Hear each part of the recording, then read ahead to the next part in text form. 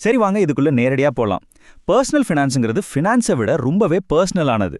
இது வெறும் numbers, spreadsheets இல்லனா கஷ்டமான கணக்குகளை பத்தி மட்டும் இல்ல. இது உங்க உணர்வுகள், உங்க பயம், அப்புறம் ரொம்ப முக்கியமா உங்க இலக்குகளை பத்தியும் சேர்ந்தது. இந்த பகுப்பாய்வுல பணத்தோட நமக்கு இருக்கிற அந்த உறவை கண்ட்ரோல் பண்ற உளவியல் உண்மைகளை தான் ஆழமா பார்க்க போறோம். பில்லியனர் முதலீட்டாளர் சாண்டி கேஜ்மேன்னு ஒருத்தர் இருக்கார். அவர் இன்டர்வியூல கேட்குற ஒரு கேள்வி ரொம்ப பவர்ஃபுல்லானது. எந்த ஸ்டாக்ஸ் விலை கம்மியா இருக்கு, இல்லனா எந்த பொருளாதாரம் வீழ்ச்சி அடைய போகுது அப்படின்லாம் அவர் கேட்க மாட்டார். இல்ல, அவர் கேட்கறது என்னன்னா, நீங்க உங்க சொந்த பணத்தை வச்சு என்ன பண்றீங்க. ஏன்னா அறிவுக்கும் செயலுக்கும் நடுவுல இருக்கிற வித்தியாசத்தை இது அப்பட்டமா வெளிச்சம் போட்டு காட்டும். அந்த இடைவெளி, அந்த கேப் தான் இன்னிக்கு நம்ம பார்க்க போற விஷயத்தோட மையக்கரு.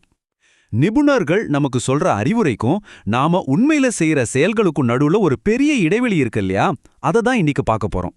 இது வெறும் பணத்தை பத்தி மட்டும் இல்ல, அது நம்ம மனுஷ இயல்பை பத்தியும் கூட. இப்போ பார்க்க போற விஷயம் ரொம்ப சுவாரஸ்யமானது. அமெரிக்காவில் இருக்கிற மியூச்சுவல் ஃபண்ட் மேனேஜர்கள்ல பாதி பேர், அதாவது 50% பேர், அவங்க மேனேஜ் பண்ற ஃபண்ட்லயே ஒரு பைசா கூட முதலீடு பண்றது இல்லையா. கேட்கறதுக்கே கொஞ்சம் அதிர்ச்சியா இருக்குல்ல. ஆனா நாம இப்போ பேசின அந்த இடைவெளியை இது எவ்வளோ தெளிவா காட்டுது பாத்தீங்களா. அவங்க நம்பாத ஒரு விஷயத்துல நம்மள ஏன் முதலீடு செய்ய சொல்லணும்? இந்த அறிவுரைக்கும் செயலுக்கும் உள்ள இடைவெளி நிதித்துறையில மட்டும் இல்ல. மருத்துவர்கள் எப்படி இறக்குறாங்கன்னு ஒரு பிரபலமான கட்டுரை இருக்கு. அதுலயும் இதே தான் சொல்றாங்க. மருத்துவர்கள் அவங்களோட நோயாளிகளுக்கு சாத்தியமான எல்லா சிகிச்சைகளையும் பரிந்துரைப்பாங்களாம்.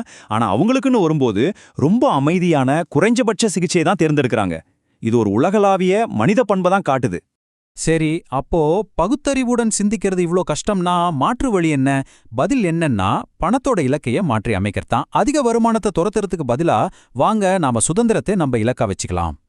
சார்லி மங்கரோட இந்த மேற்கோள் இந்த புதிய இலக்க ரொம்ப அழகா விளக்குது. உண்மையான பரிசு செல்வம் இல்ல, அது நமக்கு தர்ற சுதந்திரம் தான். வெறும் பணத்தை சேர்க்கறத விட உங்க வாழ்க்கைய உங்க கட்டுப்பாட்டுல வச்சுக்கிறது தான் உண்மையான வெற்றி. அப்படியானா சுதந்திரம்னா என்ன? அதுக்கு அர்த்தம் வேலையே செய்யாம இருக்கிறது இல்ல. அதுக்கு பதிலா உங்களுக்கு பிடிச்ச வேலைய பிடிச்ச ஆளுங்க கூட பிடிச்ச நேரத்துல எவ்வளோ காலம் வேணுமோ அவ்வளோ காலம் மட்டும் செய்யறது. முக்கியமா உங்க நேரம் மேலேயும் வாழ்க்கை மேலேயும் உங்களுக்கு முழுமையான கட்டுப்பாடு இருக்கிறது. இந்த புத்தகத்தோட ஆசிரியர் அவங்க அப்பாவோட கதைய சொல்றார். அவர் ஒரு அவசர சிகிச்சை அறை மருத்துவரா பல வருஷங்கள் ரொம்ப கடுமையா உழைச்சார். அதே சமயம் ரொம்ப அதிகமா சேமிச்சார். ஒரு நாள் அவருக்கு போதுன்னு தோணுனதும் வேலையை விட்டுட்டார். அவர் தன்னோட சுதந்திரத்தை சம்பாதிச்சிட்டார். நடைமுறையில சுதந்திரம் இப்படித்தான் இருக்கும். சரி, இந்த சுதந்திரத்தை நாம எப்படி அடையிறது? அதுக்கு பின்னாடி இருக்கிற செயல்முறை உண்மையிலேயே ரொம்ப எளிமையானது. இந்த இலக்கை இயக்குற அந்த இயந்திரம் என்னன்னு பார்க்கலாம் வாங்க. ரொம்ப முக்கியமான விஷயம் இதுதான். நீங்க எவ்வளவு சம்பாதிக்கிறீங்கன்றது முக்கியம் இல்ல. அதிக சம்பளம் வாங்குற ஒருவர் கடனில் இருக்கலாம். அதே சமயம் மிதமான வருமானம் உள்ள ஒருத்தர் சுதந்திரத்தை உருவாக்க முடியும். இது எல்லாமே உங்க வருமானத்துக்கும் செலவுக்கும் உள்ள அந்த இடைவெளியை பொறுத்ததுதான். ஆசிரியரோட தனிப்பட்ட ஒத்தி இங்க இருக்கு. அவர் தன்னோட 20 வயதுல ஒரு வசதியான வாழ்க்கை முறையை அமைச்சுக்கிட்டாரு. அப்புறம் அதையே தொடர்ந்து கடைபிடிச்சாரு. அவரோட வருமானம் உயர உயர அந்த கூடுதல் பணம் நேரடியா சேமிப்புக்கு போச்சு. ஒவ்வொரு சம்பள உயர்வுக்கும் தன்னோட வாழ்க்கை முறையை மேம்படுத்த வேண்டான்னு அவர் தெளிவா முடிவு செய்ய. இது மத்தவங்கள பார்த்து வாழ்ற அந்த சமூக அழுத்தத்திலிருந்து நம்மள விடுவிக்குது.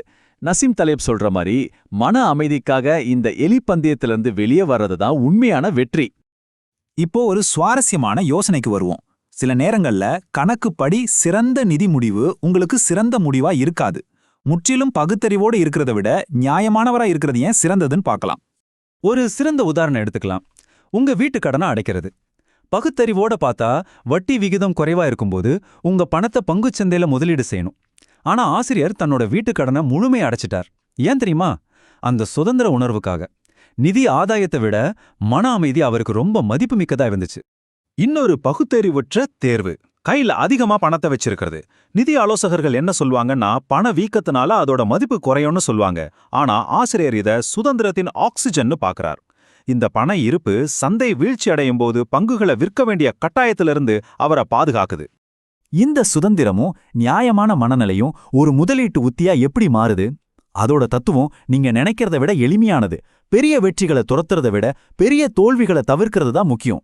ஆசிரியர் எப்போதுமே இப்ப இருக்கிற மாதிரி முதலீடு செய்யல. ஆரம்பத்துல அடுத்த பெரிய வெற்றியாளரை கண்டுபிடிக்க முயற்சி பண்ற ஒரு தீவிர பங்கு தேர்வாளரா இருந்தார். ஆனா காலப்போக்குல அந்த ஆட்டம் எவ்வளவு கஷ்டம்னு உணர்ந்தார். இப்போ அவர் ஒரு பாசிவ் இன்வெஸ்டரா மாறிட்டார்.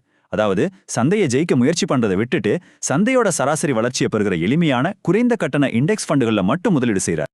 இந்த புள்ளி விவரத்தை பார்த்தாலே உங்களுக்கு புரியும். கடந்த 10 வருஷத்துல 85% ஆக்டிவ் ஃபண்ட் மேனேஜர்கள் ஒரு எளிமையான S&P 500 இண்டெக்ஸை விட குறைவாதான் வருமானம் ஈட்டியிருக்காங்க. சந்தையை ஜெயிக்க முயற்சி பண்றது நமக்கு எதிராகவே நாம விளையாடுற ஒரு விளையாட்டு மாதிரி. இந்த மேற்கோள் அவரோட இடர் மேலாண்மை மனநிலைய ரொம்ப அழகா காட்டுது.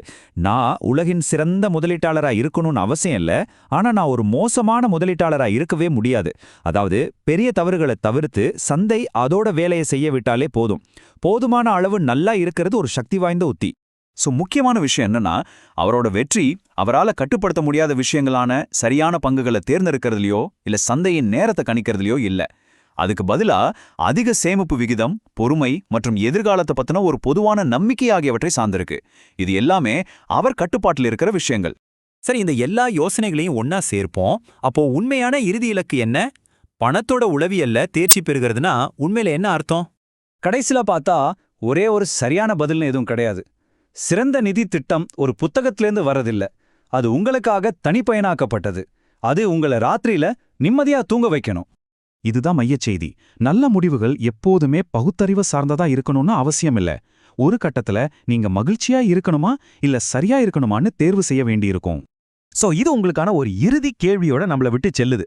ஒரு நொடிக்கு நிபுணர்கள் சொல்றத மறந்துருங்க.